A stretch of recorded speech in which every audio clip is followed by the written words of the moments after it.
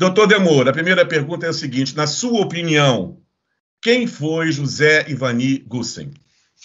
José Ivani Gussen foi um procurador técnico que dava excelentes pareceres e extremamente modesto. Ele era uma pessoa reservada, então eu observei o Zé Ivani, conheci o Zé Ivani, porque ele era das câmaras criminais. Sim. Ele, se não me engano, era professor de processo penal, não é isso? Ele é excelente professor e excelente pessoa, Márcio. Nessa vida que sobreleva é a pessoa. Sim. Além de um excelente profissional. Isso nem se... os pareceres deles eram pareceres técnicos muito fundamentados e ele tinha um cuidado que eu sempre também tive, o de réu vers sacra. Onde Santo Agostinho dizia: puna-se o pecador, puna-se o pecado, mas absolva-se o pecador. E eu nunca, jamais insultei réu. Usei. Não há porquê. Assim, você estava dizendo que ele era técnico, né? Técnico, fundamentalmente técnico. Isso é um dom da pessoa. Sim. No crime, às vezes, há excessos. Verdade. Há competência, mas há o excesso. O senhor poderia relatar algum fato curioso, alguma história interessante dele? Uma curiosidade que eu atribuo à providência divina. É o seguinte: eu gostava tanto do Gussen e do Ivani, né, que vim a ser examinador no concurso dele. E quando me deparei na banca, antigamente era naquela sala, você passou por isso, sabe? Aquela sala da Avenida Peçanha. Sim. O nosso auditório. E quando eu vi o nome, esse só pode ser parente do Gussen. Aquele auditório da Avenida Peçanha, eu sei qual é. Ele era pequenininho, mas era jeitoso. Quer dizer que o senhor examinou o Gussen procurador-geral. O Gussen, atual procurador-geral de Justiça. Olha que beleza.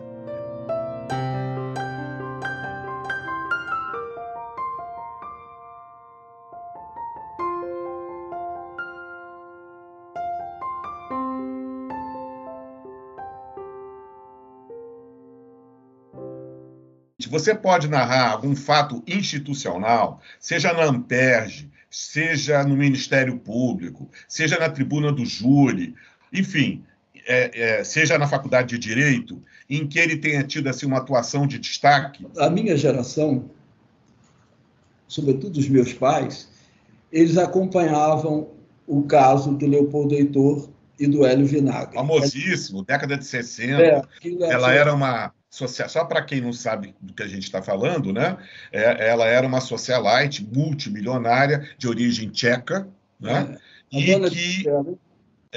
Dana de Tefé, que tinha esse sobrenome, que ela tinha sido casada com um Tefé brasileiro e tinha se separado dele, e o Leopoldo Heitor, um advogado, casado, ela já separada do marido e ele casado. E eles tiveram um caso. Agora, por favor, só queria situar início lá para os idos de 1960 a 61. O Gussen, salvo engano, ele teria ingressado no Ministério Público no ano 65, se a memória não trai. É isso mesmo, 65. E logo a seguir, lá para o ano 68 ou 69, eu não sei precisar a data. Mais ou menos isso.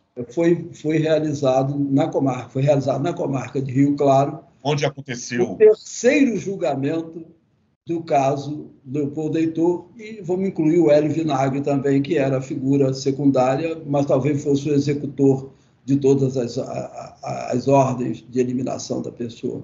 Uhum. E aí eu sabia disso, mas não sabia onde estava escrito. Então, busquei, dentro da semana, um jornal local que refletia ou referia a matéria. Os holofotes do Brasil todo estavam em cima desse caso, não é? Então, o que ocorreu? O elogio feito ao promotor é de emocionar, que o promotor ele fez um júri de qualidade ímpar, que foi um profissional de altíssima qualidade, mas que os jurados estavam voltados àquela ideia de que, como não tem cadáver visível, não existe a materialidade, né? E o Gussen, inclusive, e o Ivanir, ele fez uma referência no júri de que a autonomia dos veredictos são coisas que não deveria se aplicar no júri, porque ele escolhe o que quer para ser soberano, inclusive negar o direito. E é verdade. Bom, a atuação do Dr. Ivanir Gussen num júri de Dana de Tefé de Leopoldo Heitor, por si só, já seria o suficiente para uma carreira, porque não é? Era um caso de muita repercussão, né? Ela é uma pessoa muito querida que nunca foi encontrada.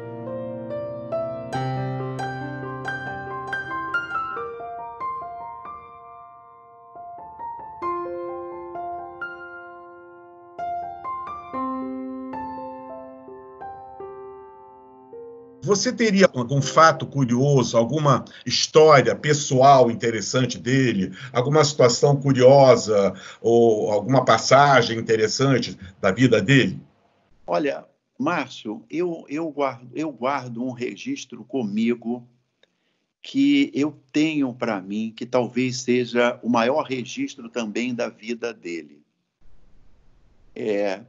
A vida política do Gussen foi acompanhada por mim razoavelmente de perto, tá?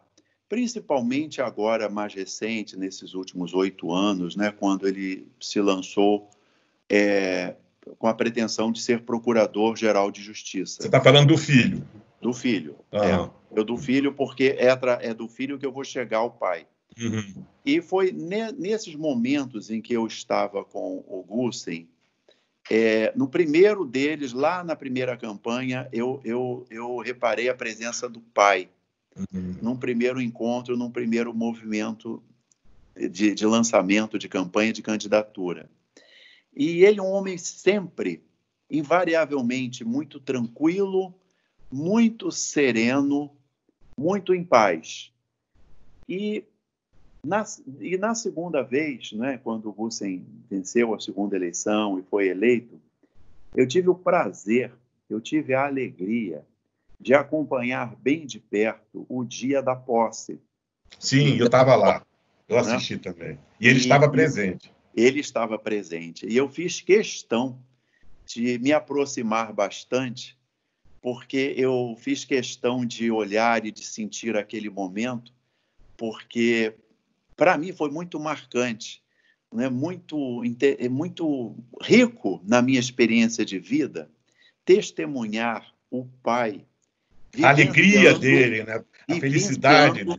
Aquela cena. E ele, como sempre, né, se mantendo bastante sereno, bastante calmo, bastante seguro e testemunhando aquele momento solene, aquele momento marcante, e eu tentei me transportar ali para o interior dele para ver a alegria. Psicólogo que eu sei.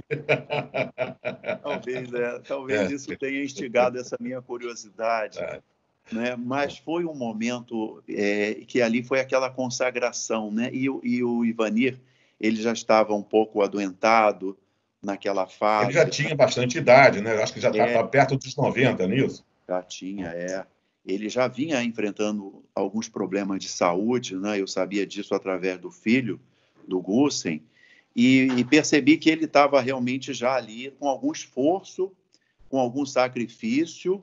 Ele estava, de fato, ali, mesmo assim, não é, vivendo uns problemas de saúde. Sim, mas a alegria que ele deve ter sentido deve ter sido assim um sedativo, né? Mas ele estava presente e estava inteiro, sem poder, de forma alguma, demonstrar, né, qualquer fragilidade, mas ele estava ali bastante inteiro, bastante presente. E o que eu notava, de alguma forma, é que, transmitindo também para o filho, assim, uma tranquilidade, transmitindo uma segurança, uma calma, né? O pai em frente ali, e assistindo. nós, mais novos, né? Eu falando aqui pelo Gussen, né?